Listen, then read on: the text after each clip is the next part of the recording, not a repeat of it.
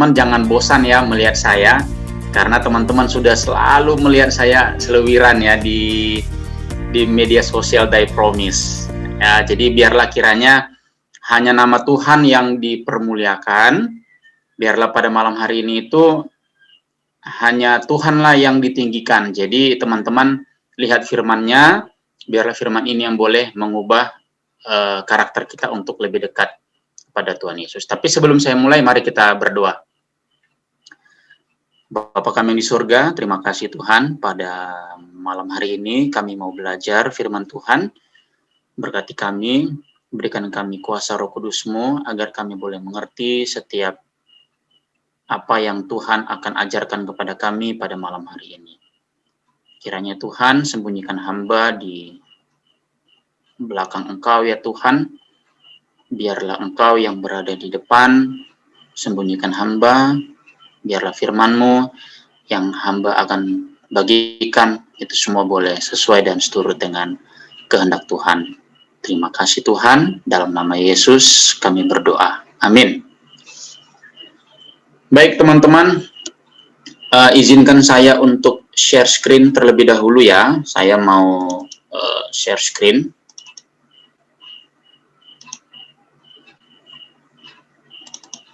Oke.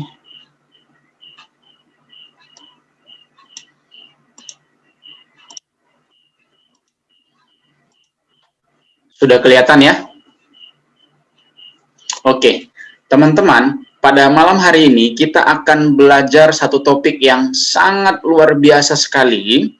Saya membacanya sampai sangat terharu ya teman-teman. Saya mempelajarinya dan ketika membuat PowerPoint ini sungguh sangat tersentuh. Why? Karena Yesus, juru selamat kita, selama pekerjaannya di dunia ini, tidak pernah tidak menyembuhkan orang sakit. Amin. Kalau teman-teman setuju boleh say amin di kolom komentar. Dan Yesus enggak pernah menolak orang ketika datang kepadanya membutuhkan pertolongan kesembuhan. Tidak hanya menyembuhkan orang sakit, teman-teman, tetapi Yesus mampu membangkitkan orang yang sudah mati 3 hari ya. Lazarus 4 hari ya. Sudah 4 hari di dalam kubur, Yesus mampu membangkitkan Lazarus. Dan teman-teman tahu, Yesus terkenal karena belas kasihannya ya. Yesus selalu tergerak oleh belas kasihan. Sebelum saya memulai lebih lanjut lagi teman-teman, ketika saya membaca ini, saya melihat ketika Yesus menyembuhkan orang, dan dia juga rajin untuk datang ke rumah ibadah. Nah, jadi Yesus selama di dunia ini menginjil, ya kan, melawat orang sakit, membangkitkan orang mati, menyembuhkan orang yang tuli, penyakit kusta. Dan Yesus adalah seorang preacher yang hebat, pengkhotbah yang hebat. Nah, setiap hari Sabat, menurut kebiasaannya, kata Alkitab, Yesus selalu datang ke rumah ibadah. Dan ketika Yesus di dalam rumah ibadah, teman-teman, Yesus sama sekali enggak pernah membuat sesuatu hal yang menjadi batu sandungan. Saya percaya itu. Ya, walaupun mungkin tidak ada tertulis di dalam Alkitab. Tetapi, mungkin kalau saya datang ke gereja, masih mau buka handphone, teman-teman. Ya kan? Lihat WA mungkin. Atau di antara kita yang datang ke gereja, mungkin masih mau lihat handphone. Ataupun melakukan kegiatan-kegiatan yang mendistrak orang banyak. Tetapi beda dengan Yesus.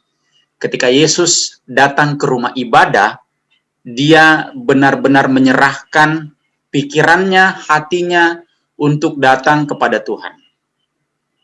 Nah, aplikasi yang sederhana ini, teman-teman, buat kita, ketika kita berada di satu komunitas ibadah, let's say pada malam hari ini, biarlah kiranya teman-teman boleh fokus untuk boleh mendengarkan firman Tuhan yang akan saya bawakan mungkin sekitar 30 menit atau sampai 40 menit paling lama. Kita fokus, kita mendengarkan agar firman Tuhan yang kita dengarkan boleh menjadi manfaat bagi kita ya. Apa sih kebiasaan Yesus ketika dia masuk di rumah ibadah?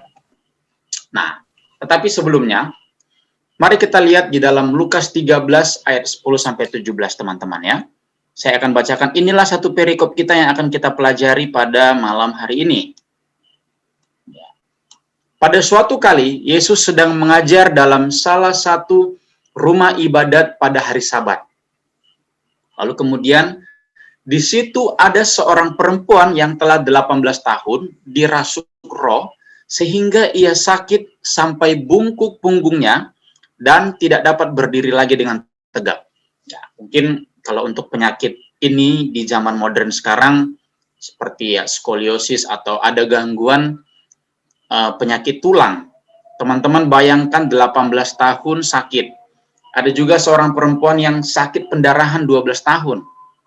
Lama-lama banget ya penyakit wanita yang pernah tercatat di dalam Alkitab ini ya teman-teman. Dan teman-teman tahu, semua penyakit kita tidak boleh bilang datang oleh karena kutukan Tuhan. Ya, oleh karena Tuhan menghukum orang tersebut. Tidak bisa.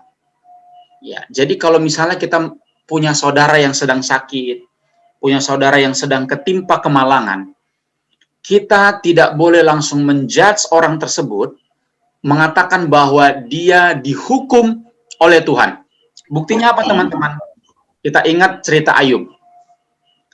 Menurut teman-teman, apakah Ayub menderita sakit, kemalangan, rumahnya habis, hartanya habis, anak-anaknya meninggal? Apakah karena Tuhan menghukum dia?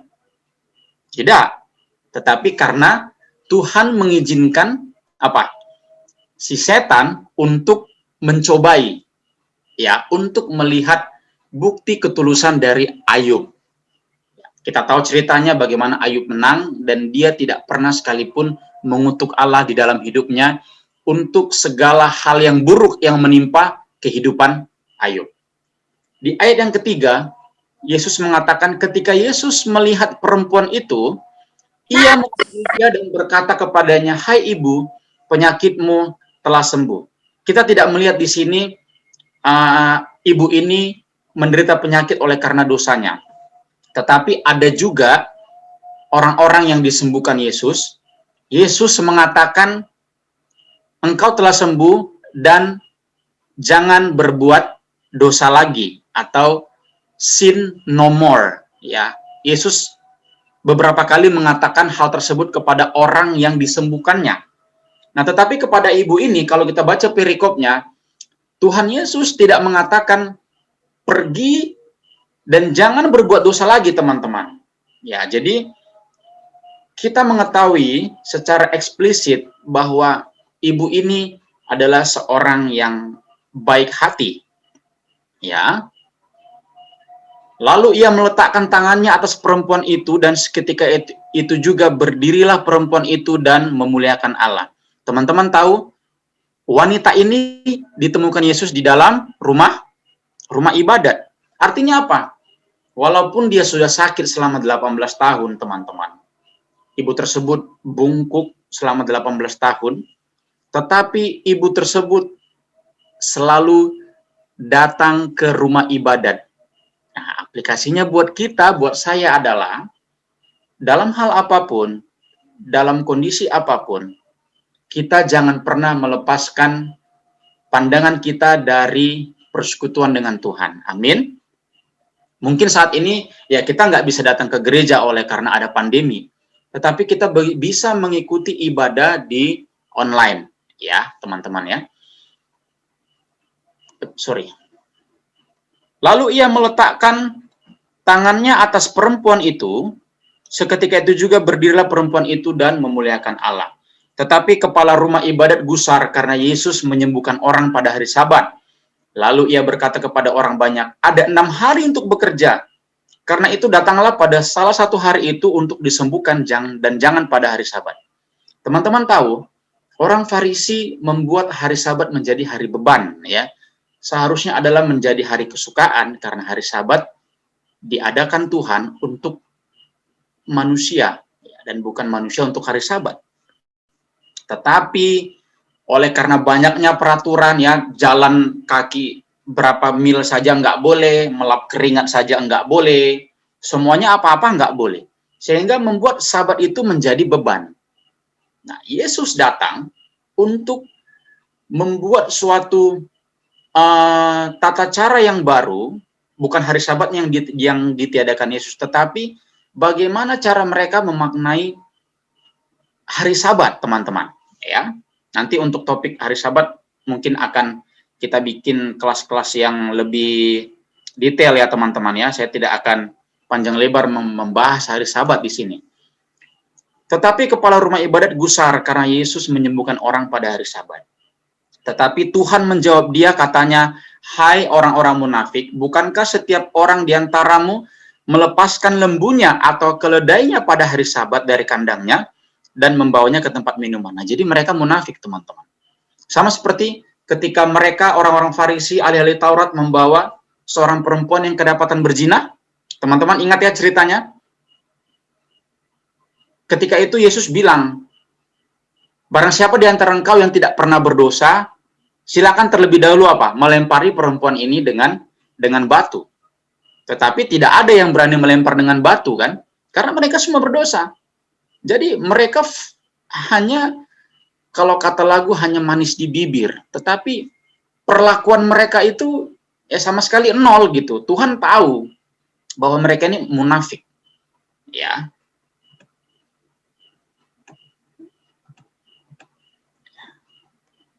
Oke, kok nggak bisa dia? Oke. Lalu kemudian, bukankah perempuan ini yang sudah 18 tahun diikat oleh iblis harus dilepaskan dari ikatan setan? Karena dia juga adalah keturunan Abraham.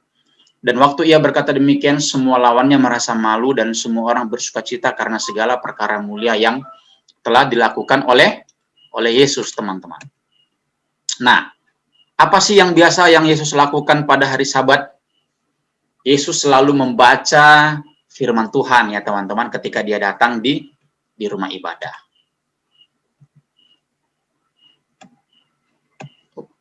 Ini, sorry. Kok balik lagi ya? Oke.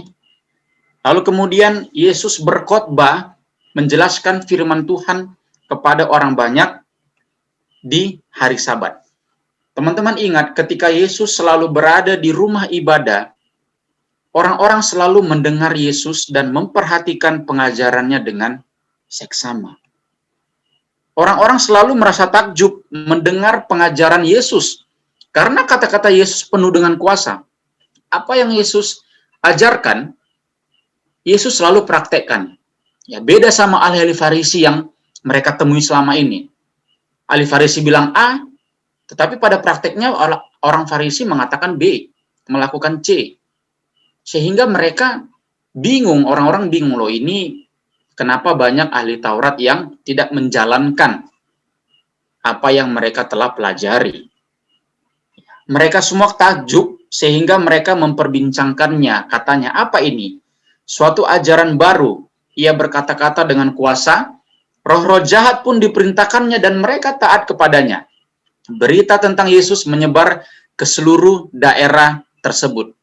Jadi Yesus ini bisa dibilang adalah tokoh yang famous ya pada waktu itu ya teman-teman ya. Pengikutnya banyak. Maybe kalau Yesus punya Instagram waktu itu mungkin followersnya udah banyak. Ya, Yesus jadi selebgram dan lain sebagainya. Ini hanya intermezzo saja ya teman-teman ya. Karena apa? Karena Yesus itu memang walk the talk. Dia mengatakan dan dia lakukan. Kalau orang Farisi, ya mereka NATO, no action, talk only. Ya. Apa teman-teman poin rohani yang bisa kita pelajari dari satu perikop ini? Saya rangkumkan ya teman-teman ya. Pelajaran rohani apa sih yang kita bisa dapatkan dari wanita yang sakit selama 18 tahun? Ya. Kalau menurut Alkitab, ya, ketika seseorang itu ada yang sakit dari kisah Yesus, ada yang memang kerasukan setan, ya kan? Oleh karena kuasa setan selalu membuat kita itu terbelenggu. Ya, bisa jadi kita sakit ataupun kita memiliki beban yang berat. Ya, Karena setan senang untuk memberikan hal yang buruk ke dalam kehidupan kita. Nah, kalau kita membahas siapa sih setan itu? Kalau kita buka di dalam Ayub 1 ayat 6, ya, setan itu adalah suatu pribadi yang nyata di alam ini yang tidak kelihatan. Kita tahu ceritanya bagaimana setan yang tadinya adalah malaikat, lalu kemudian diusir dari surga, lalu kemudian para setan atau malaikat yang telah jatuh sekarang berada di bumi ini untuk menggoda, untuk mencobai kita, menggoda kita, untuk membawa kita jauh dari Tuhan. Dan setan adalah bapa dari segala dusta. Saya mau, mungkin Sis Dita boleh tolong bacakan Yohanes pasal 8 ayat 44. Setan itu adalah bapa dari segala pendusta. Oke, Yohanes 8 ayat 44 ya. Iblislah yang menjadi bapamu dan kamu ingin melakukan keinginan-keinginan bapamu. Ia adalah pembunuh manusia sejak semula dan tidak hidup dalam kebenaran, sebab di dalam dia tidak ada kebenaran. Apabila ia berkata dusta, ia berkata atas kehendaknya sendiri, sebab ia adalah pendusta dan bapa segala dusta.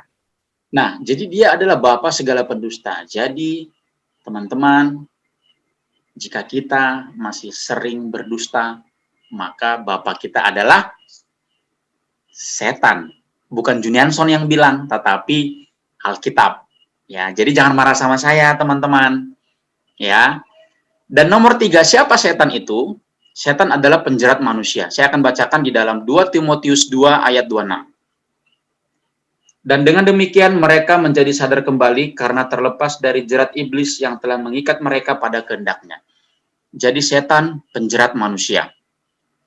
Dan setan selalu menyebabkan penderitaan kepada manusia. Setan enggak mau kita bahagia, teman-teman. Setan mau kita terluka, tersiksa. Semualah hal-hal yang jelek setan mau timpakan kepada kita. Boleh salah seorang teman saya yang ada di Zoom ini membacakan Matius 8 ayat 16. Siapa saja yang bisa membuka Alkitab dengan segala kerendahan hati, mungkin boleh, teman-teman. Matius 8 ayat 16. Matius 8 ayat 16. Menjelang malam dibawalah kepada Yesus banyak orang yang kerasukan setan, dan dengan sepatah kata Yesus mengusir roh-roh itu dan menyembuhkan orang-orang yang menderita sakit. Nah, jadi setan selalu membuat orang sakit.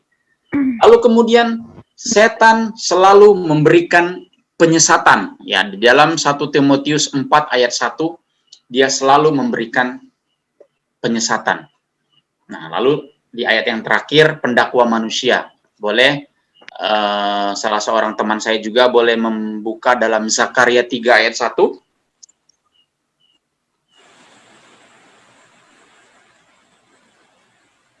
Zakaria 3 ayat 1. Kemudian ia memperlihatkan kepadaku imam besar Yosua berdiri di hadapan malaikat Tuhan, sedang iblis berdiri di sebelah kanannya untuk mendakwa dia. Nah, jadi setan ini selalu mendakwa kita bahwa kita itu nggak layak untuk kehidupan yang kekal, teman-teman. Setan selalu menggoda kita untuk kita selalu ingat kepada masa lalu kita, untuk kita selalu down, bahwa Tuhan tidak akan mengampuni dosa kita. Itulah selalu kerjaan setan ini, teman-teman ya. Nah, tetapi teman-teman kadang ini hanya intermezzo saja, biar kita tidak terlalu serius. Kadang kalau kita di dalam ibadah gereja, ya kan mungkin ada yang speaker lagi rusak atau ada mic yang tidak berfungsi dengan baik, kita menyalahkan apa? Menyalahkan setan. Wah, ini gara-gara setan ini. Bisa saja nggak gara-gara setan, bisa saja kita yang tidak men-setting dengan baik ya.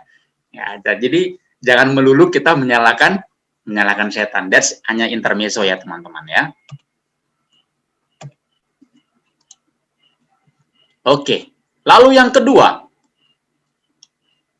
Yesus atau Allah datang untuk menyelamatkan umatnya. Ya, Yesus menyembuhkan wanita tersebut oleh karena dia ingin menyelamatkan umatnya. Dalam Kejadian 3 ayat 8, ketika mereka mendengar bunyi langkah Tuhan Allah yang berjalan-jalan dalam taman itu pada waktu hari sejuk, bersembunyilah manusia dan istrinya itu terhadap Tuhan Allah di antara pohon-pohon dalam taman. Jadi ketika manusia pertama itu, nenek moyang kita berdosa, Tuhan langsung datang. Ya, Tuhan ingin menyelamatkan mereka karena mereka sudah jatuh ke dalam dosa, ya.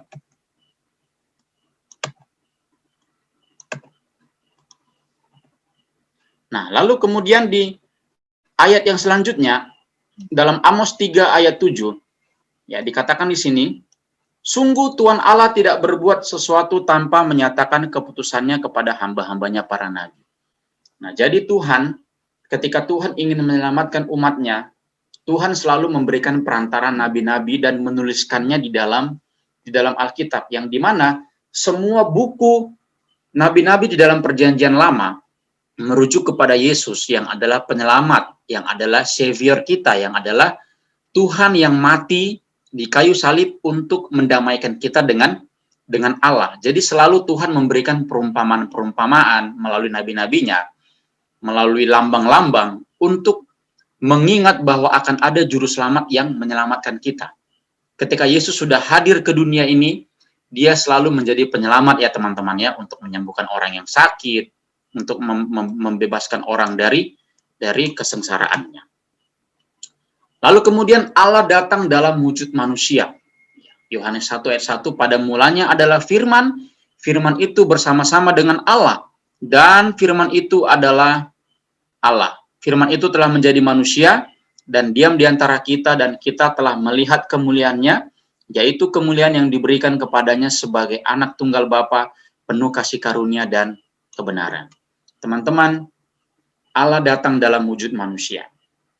Banyak sekarang teman-teman doktrin di luar sana yang tidak percaya bahwa Allah datang dalam wujud manusia. Bahkan di tengah-tengah umat-umat Tuhan yang mengaku orang Kristen tidak percaya kalau Yesus itu adalah Tuhan. Ya. Tidak percaya bahwa Yesus itu adalah pencipta kita. Banyak, ya teman-teman, saya sudah banyak temui teman-teman saya yang tidak percaya bahwa Yesus itu adalah Tuhan, Allah yang menjelma menjadi manusia. Kita diingatkan kembali pada malam hari ini bahwa Allah di dalam wujudnya datang ke dalam dunia ini menjadi manusia, yang artinya adalah Immanuel, Allah beserta kita. Kita harus percaya 100%, teman-teman, jangan ragu bahwa Yesus adalah Tuhan, bahwa Yesus adalah pencipta kita, bahwa Yesus adalah Raja alam semesta yang menjadikan saya, menjadikan kita semua, dan menjadikan alam semesta ini. Jadi, we need to trust in Jesus. Sama seperti ibu tadi, kalau dia tidak percaya kepada Yesus, maka dia tidak bisa disembuhkan, teman-teman. Sama seperti perempuan yang sakit pendarahan 12 tahun. Dia bilang, asal kujamah saja jubahnya, maka aku akan sembuh. Itu merupakan suatu iman, kan, teman-teman? Suatu kepercayaan yang luar biasa kepada Yesus. Ketika kita mau dilepaskan dari kuasa iblis, kuasa setan di dalam kehidupan kita, maka we need to trust Jesus 100%, teman-teman. Ketika kita dalam masalah finansial, ketika kita dalam masalah mungkin kita mental kita sedang terganggu dan lain sebagainya, ingatlah bahwa Tuhan datang untuk menyelamatkan kita. Dan kita harus percaya 100% kepada Yesus. Hendaklah kamu dalam hidupmu bersama menaruh pikiran dan perasaan yang terdapat juga dalam Kristus Yesus, yang walaupun dalam rupa Allah, tidak menganggap kesetaraan dengan Allah itu sebagai milik yang harus dipertahankan, melainkan telah mengosongkan dirinya sendiri dan mengambil rupa seorang hamba dan menjadi sama dengan manusia. Dan dalam keadaan sebagai manusia, ia telah merendahkan dirinya dan taat sampai mati, bahkan sampai mati di kayu salib. Luar biasa, teman-teman, ya, pengorbanan Tuhan kita. Saya selalu berdoa kepada Tuhan jika ada kesempatan untuk membawakan Zoom ibadah seperti ini, ya, saya selalu minta kepada Tuhan untuk bisa meninggikan Yesus di dalam materi saya, atau memunculkan tentang salib Kristus, karena itu adalah sentral pengajaran kita, teman-teman. Karena Yesus itu sudah mati bagi kita untuk menebus kita dari segala pelanggaran kita. Ibrani 4 ayat 15, sebab imam besar yang kita punya bukanlah imam besar yang tidak dapat turut merasakan kelemahan-kelemahan kita. Sebaliknya sama dengan kita, ia telah dicobai, hanya tidak berbuat dosa. Nah, jadi Yesus sangat besar ya kuasanya, karena dia sudah merasakan terlebih dahulu bagaimana sakitnya sebagai seorang manusia yang selalu dicobai. Oh, sorry, ini jadi mundur. Maaf ya teman-teman, sebentar ya.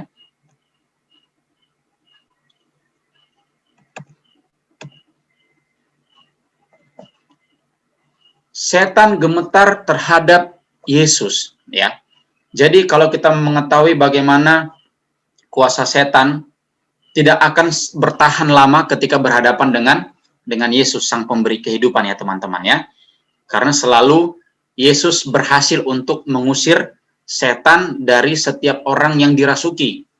Ya, yang menyebabkan sakit penyakit, yang menyebabkan kegilaan, ketulian dan lain sebagainya. Yesus selalu menang. Dalam Lukas 8 ayat 28 dikatakan, ketika ia melihat Yesus, ia berteriak lalu tersungkur di hadapannya dan berkata dengan suara keras, "Apa urusanmu dengan aku, hai Yesus anak Allah yang Maha Tinggi? Aku memohon kepadamu supaya engkau jangan menyiksa aku." Nah, jadi setan selalu takut kepada Yesus. Kenapa? Karena Yesus punya kuasa ya. Saya ingat waktu itu ada kejadian ya ketika ada orang yang dirasuk setan. Ya, saya sendiri waktu SMP saya sendiri takut ya. Aduh, ini jangan-jangan bisa jadi saya yang kerasukan setan. Tetapi beda dengan Yesus. Karena Yesus punya kuasa, punya power. Jadi kita berdoa kepada Tuhan supaya kita pun bisa memiliki kuasa yang sama seperti Yesus ya. Engkau percaya bahwa hanya ada satu Allah saja. Itu baik, tetapi setan-setan pun juga percaya akan hal itu dan mereka gemetar. Setan selalu gemetar mendengar nama Yesus. Sebab itu apakah yang akan kita katakan tentang semuanya itu? Jika Allah di pihak kita, siapakah yang akan melawan kita? Teman-teman, jika Tuhan ada di pihak kita, siapa yang akan melawan kita? Ayat ini bukan berarti mengizinkan kita untuk patenteng teman-teman, untuk melawan orang-orang. Kalau kita punya musuh, kita hajar, kita gas dan lain sebagainya. Tidak ya teman-teman ya. Karena Tuhan tidak mengajarkan kita untuk cari masalah. Tetapi maksud yang di sini adalah yang melawan kita, siapapun kita tidak akan takut. Ya, dalam arti yang konteks yang benar. Karena kita benar. Tetapi kalau kita salah, maka kita takut. Ya. Allah sanggup melepaskan kita dari kuasa setan. Tetapi Yesus menghardiknya, katanya, "Diam, keluarlah daripadanya." Ya, ini adalah sepenggal cerita-cerita yang saya compile menjadi satu untuk mendukung kisah tentang wanita tadi ya, yang 18 tahun sakit tulang tadi. Oleh karena kehadiran Yesus, dia mendapatkan kesembuhan. Dan bagaimana ketika Yesus datang ke semua orang yang sakit, selalu Yesus menjadi pemenang. Teman-teman, sahabat-sahabatku yang hadir pada malam hari ini, rekan-rekan orang muda, ingatlah dan percayalah bahwa setan pun akan takut kepada kita karena kita berada dengan Tuhan. Karena Tuhan sanggup melepaskan kita dari kuasa setan. Yesus juga dapat menghardik kuasa-kuasa setan yang menjerat kehidupan kita. Serahkan hidup kita kepada Tuhan, maka Ia akan bertindak dan melepaskan kita dari kuasa tersebut.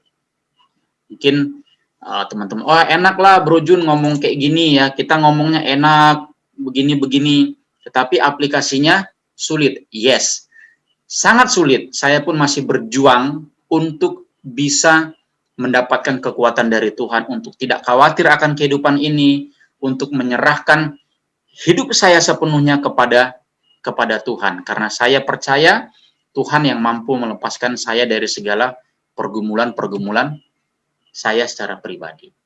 Lalu yang ketujuh, aplikasi rohaninya adalah biarlah semua yang kita lakukan demi kemuliaan Tuhan. Jadi setiap ada Yesus, orang-orang selalu takjub sehingga mereka memperbincangkannya, katanya. Apa ini? Suatu ajaran yang baru. Ia berkata-kata dengan kuasa. Roh-roh jahat pun diperintahkannya dan mereka taat kepadanya. berita tentang Yesus menyebar ke seluruh daerah tersebut. Nah, ini ayat yang sangat luar biasa ya, Roma 11. Sebab segala sesuatu adalah dari Dia dan oleh Dia dan kepada Dia. Bagi Dialah kemuliaan sampai selama-lamanya. Oleh karena Yesus sudah mati di kayu salib, sehingga Allah mengaruniakan kepada Tuhan Yesus nama di atas segala nama. Dan Yesus adalah Raja di atas segala raja. Dan segala kemuliaan diberikan kepada Yesus. Bukankah kita sebagai anak-anak Tuhan, teman-teman, merasakan sukacita yang luar biasa oleh karena kita percaya kepada Yesus? Saya percaya kepada Yesus, teman-teman, dan saya bersyukur boleh mengenal Yesus ke dalam kehidupan pribadi saya. 1 Petrus 4 ayat 11 mengatakan, jika ada orang yang berbicara, baiklah ia berbicara sebagai orang yang menyampaikan firman Allah. Jika ada orang yang melayani, baiklah ia melakukannya dengan kekuatan yang dianugerahkan Allah, supaya Allah dimuliakan dalam segala sesuatu karena Yesus Kristus. Ialah yang empunya kemuliaan dan kuasa sampai selama-lamanya. Jadi apapun yang kita lakukan, baik kita mau menyembuhkan orang, baik kita preaching, baik kita bertutur kata, biarlah semuanya itu untuk kemuliaan bagi nama Tuhan ya teman-teman ya. Nah, sebagai ayat terakhir di dalam Efesus 6 ayat 11 dikatakan, kenakanlah seluruh perlengkapan senjata Allah supaya kamu dapat bertahan melawan tipu muslihat iblis. Kenapa kita disuruh Tuhan untuk memakai perlengkapan senjata Allah, teman-teman? Karena tadi ya, setan adalah bapa dari segala pendusta. Dia selalu menipu kita. Karena perjuangan kita bukanlah melawan darah dan daging, tetapi melawan pemerintah-pemerintah, melawan penguasa-penguasa, melawan penghulu-penghulu dunia yang gelap ini, melawan roh-roh jahat di udara. Sebab itu, ambillah seluruh perlengkapan senjata Allah supaya kamu dapat mengadakan perlawanan pada hari yang jahat itu dan tetap berdiri sesudah kamu menyelesaikan segala sesuatu. Jadi berdirilah tegap, berikat pingkangkan kebenaran, dan berbaju jirahkan keadilan, kakimu berkasutkan kerelaan untuk memberitakan Injil damai sejahtera. Dalam segala keadaan, pergunakanlah perisai iman, sebab dengan perisai itu kamu akan dapat memadamkan semua panah api dari si jahat. Kesimpulan yang akan saya bagikan sedikit lagi ya teman-teman ya, bahwa ibu tersebut, perempuan tersebut yang sakit pendarahan, ya, dia memiliki iman kepada Tuhan. Dia percaya bahwa Yesus dapat menyembuhkannya. Yang kedua, poin yang bisa kita ambil adalah setiap orang yang sakit atau setiap orang yang menderita kemalangan, ingatlah teman-teman, jangan pernah kita langsung menjudge orang tersebut bahwa dia dikutuk oleh Tuhan, bahwa dia dihajar oleh Tuhan sehingga dia sakit, ya. Tidak seperti itu.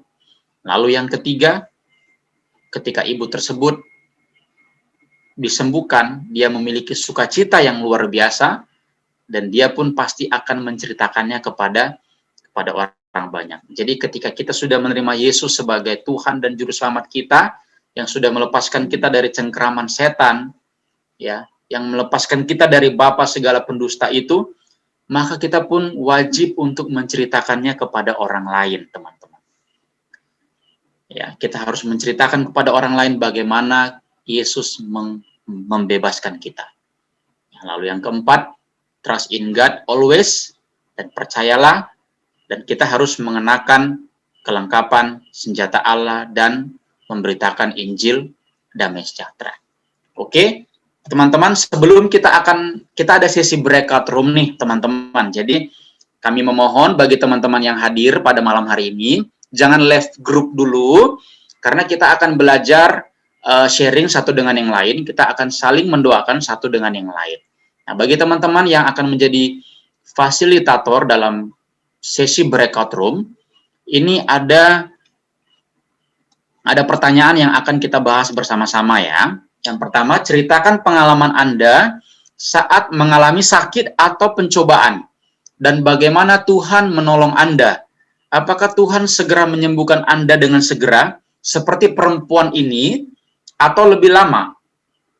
Kalau lebih lama, mengapa demikian? Bagaimana kita memahami kehendak dan waktu Tuhan? Itu yang pertama ya. Lalu yang kedua, tidak semua perbuatan baik dipandang baik oleh orang lain. Sama seperti Yesus tadi teman-teman ya, walaupun dia sudah banyak menolong orang, tetapi ahli Farisi selalu mencari-cari kesalahan Yesus. Nah, pernahkah kita mengalami perbuatan yang serupa ketika kita melakukan perbuatan baik, tetapi orang memberikan pandangan yang negatif terhadap perbuatan baik kita? Bagaimana kita menyikapinya? Bagaimana supaya semangat kita untuk berbuat baik dan benar tidak surut? Nah, ini dua pertanyaan yang akan kita diskusikan pada malam hari ini di sesi breakout room kita. Jadi, bagi teman-teman yang rindu, kami memohon untuk boleh join di sesi breakout room kita. Terima kasih. Saya serahkan kepada Sis Dita untuk membagi kita di dalam beberapa kelompok. Terima kasih.